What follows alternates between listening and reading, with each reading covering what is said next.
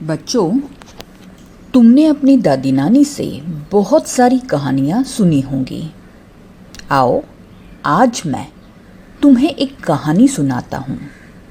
कहानी का नाम है असली गहने। कुछ वर्ष पहले की बात है। वीर सिंह नाम का एक गांव था। उस गांव के छोटे से परिवार में एक बालक रहा करता था।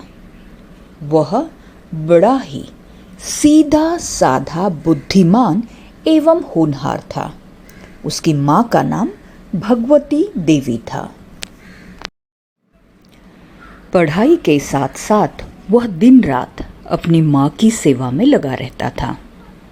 माँ भी उसे बहुत प्यार करती थी। माँ का जीवन सादा जीवन, उच्च विचार वाला था। उन्हें तड़क भड़क पसंद नहीं था। उनका रहन सहन बहुत ही साधारण सा था। एक रोज गांव में बारात आई। गांव की अधिकांश औरतें आभूषणों से सुसज्जित होकर बारात देखने गई, मगर उसकी माँ के पास एक भी गहना नहीं था। यही बात उसने एक उत्सव में भी देखी थी। अपनी माँ को वह नए नए कपड़ों और गहनों से सजी धजी देखना चाहता था, पर क्या करे, वह तो अभी छोटा था।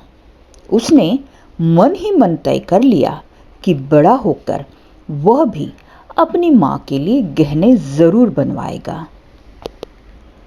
एक रात भोजन करने के बाद माँ के पैर दबाते समय उसने अपने मन की बात स्पष्ट करने के लिए पूछा, माँ, तुम्हारे पास अच्छा कपड़ा और कोई गहना नहीं है ना?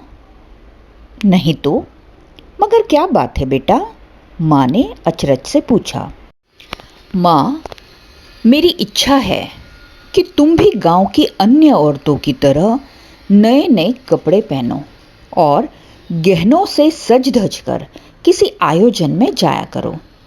फिर बालक ने पुलकित होकर कहा, माँ, बड़ा होने पर मैं तुम्हारे लिए अच्छे अच्छे कपड़े लाऊंगा, तुम्हारे लिए गहने भी बनाऊंगा।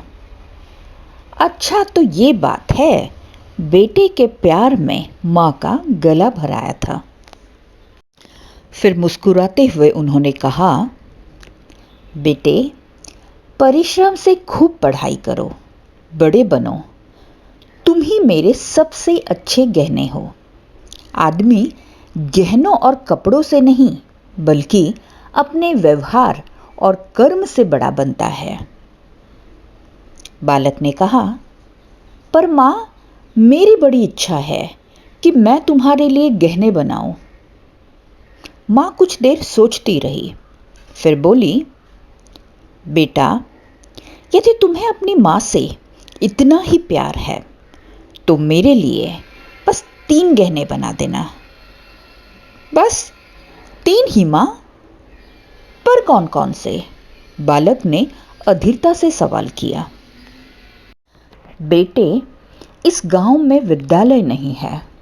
विद्यालय दूर होने के कारण गांव के बच्चे अशिक्षित रह गए हैं।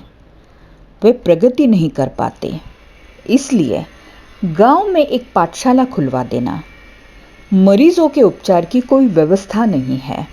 यहाँ उचित उपचार के अभाव में छोटे बच्चे एवं जवान अकाल मृत्यु के शिकार हो जाते हैं। अतः एक अस्पताल की स्थापना करवाना। गरीब अनाथ बरसात में भीगते हैं, जाड़े में ठंड से ठिठुर ठिठुर कर अपनी रात गुजारते हैं। उनके रहने खाने के लिए एक अनाथालय बनवा दो। बस यही 3 असली गहने मेरे लिए बनवा देना बेटा। माँ ने बेटे की पीठ पर हाथ फेरते हुए कहा। बेटे की आंखों में आंसू छलक आए। वह सोचने लगा, माँ कभी भी अपने लिए कुछ नहीं मांगती, हमेशा दूसरों के लिए ही चिंतित रहती है।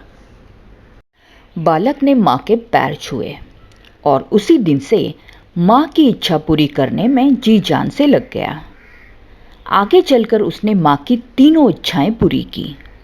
केवल इतना ही नहीं, उसने देश और समाज के भलाई के लिए अनेक काम किए। जानते हो यह बालक कौन था? यही बालक आगे चलकर ईश्वरचंद्र विद्यासागर के नाम से विख्यात हुआ। विद्यासागर जी ने अपना पूरा जीवन समाज सेवा के लिए समर्पित कर दिया।